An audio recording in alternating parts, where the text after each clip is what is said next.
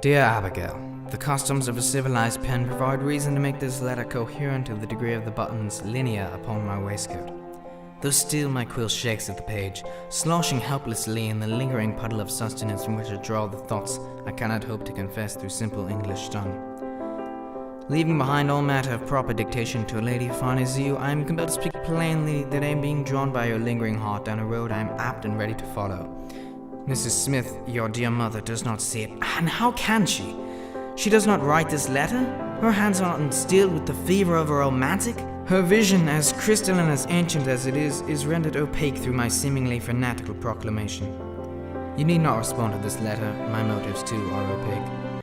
Though I would gladly hear the stories your ink tells. If I have any composition left in my penmanship, I shall let it fall to a proper closure for my dear true love. Good day, my dear, good day indeed. Forever yours, John Adams.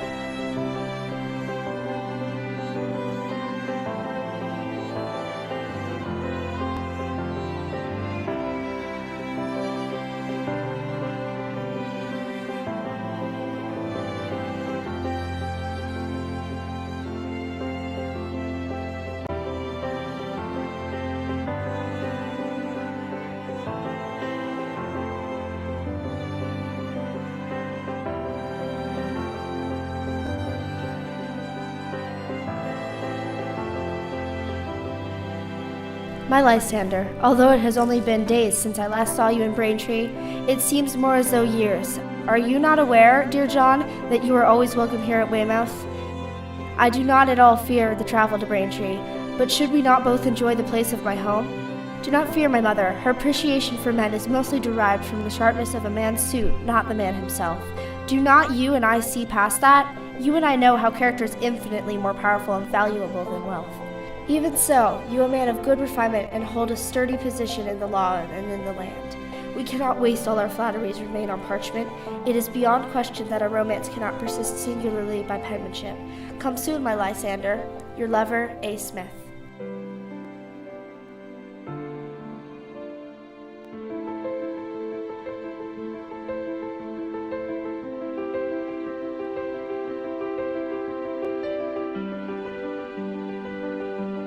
My dear wife, it feels as though tension is rising here in Boston every hour. No man of Boston could argue that the taxes are taking unjust turns, but I see not how the grousing and whining will ever accomplish anything other than possible violence. I constantly witness mobs of men and boys foolishly heckling British sentries.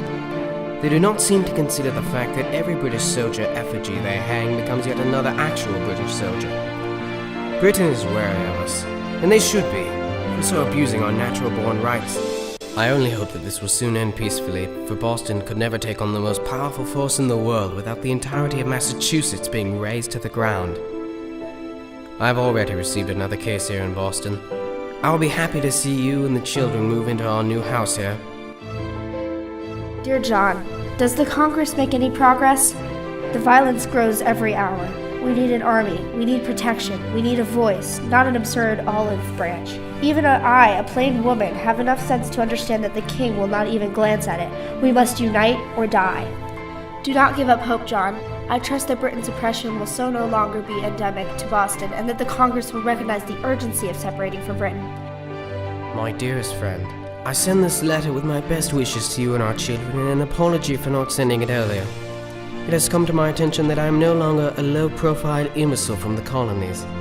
It seems, now more than ever, my name is known throughout Europe and the Americas. I become fearful, Abigail. I fear that we shall no longer enjoy the luxury of writing to one another about any topic that should suit our fancy. There are spies upon every word I utter, and upon every syllable I write. I greatly miss you, my dear. Philadelphia is quite a wonderful place, though racked with disease. The people treat us delegates considerably well and make it feel as much like home as possible. I had the privilege of dining with a certain George Washington. He is the tallest man in the room, both in appearance and character, although he is the most humble. In fact, I am content to sum up Mr. Washington in 3 words: a natural-born leader. It seems that I will return soon. While the hospitality of Philadelphia has not disappointed me, the peace-seeking attitude of the Congress has. We will soon vote on a resolution, and the favored one seems to be the so-called olive branch petition. This approach is prompted by a certain John Dickinson, native to Pennsylvania. But at least, dear Abigail, I will see you and the children soon. Your ever faithful, John Adams. My Abigail, it truly tries my heart to be so far from you and the children yet a second time. It is very much a struggle not knowing how you are. It seems to be as I feared. Even as I speak again and again of the aggression of Lexington and Concord, the other colonies still do not seem to sympathize enough with Massachusetts. I did come to a point where I could listen to the groveling attitude of the Congress no longer. I addressed the Congress, noting to them, you, John Quincy, Nabby, Charles, and Thomas, saying to all of them how I could no more allow you all to suffer the brutality of all the force of Britain than I could allow my beloved Massachusetts to the devices of the British Empire. Even as I am so far away from you, Abigail, I am constantly reminded of you. I miss you greatly.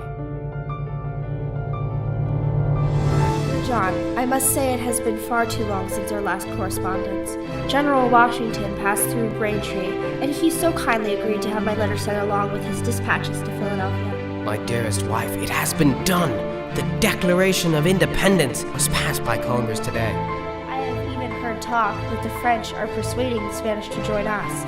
The tide will turn soon upon the British, and the rights of men will We are now united as a new nation, the United States of America. What a breath of fresh air in the midst of British oppression.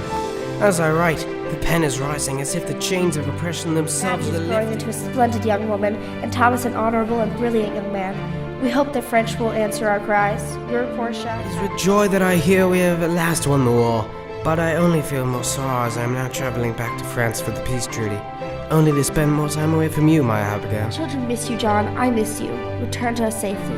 Love, Abigail.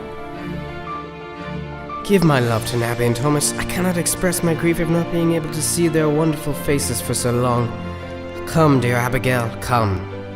Your dearest friend, John.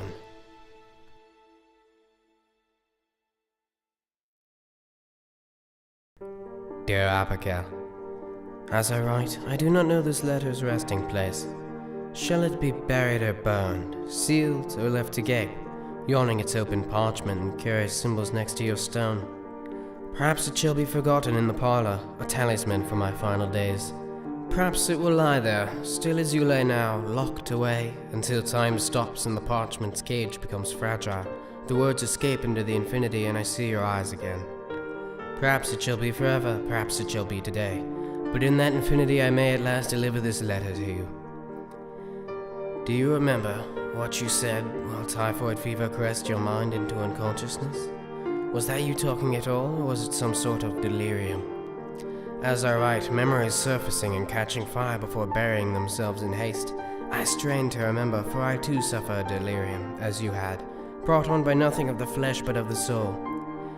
Do not grieve, my friend, my dearest friend, you said, seeing angels perhaps, far off and blurry, coming into focus. I am ready to go, and John, you whispered, it will not be long. How could you say that, Abigail? How could your death summon any emotion not tied to mourning? And yet you ask me not to grieve, Abigail. You beg me not to grieve. I love you, Abigail, but I fear where time's bandage heals others it shall cripple me, constrain me, until I break free into the earth of the infinity, wherever you reside. The waters are rising, and at last I cannot breathe. As I hold my breath for God knows how long, I see you, still as stone, floating up towards the surface. I see my days in Congress below me, the Revolutionary War to my left, and my presidency to my right. But still you rise, up, into that great wide heaven above. If God be willing, let me catch your hand so we may ascend together. As I finish, and these symbols become illegible, and if they are not already, I say with full readiness, apt to release myself from a whirl of war, of politics, of love, my dear Abigail, let us ascend.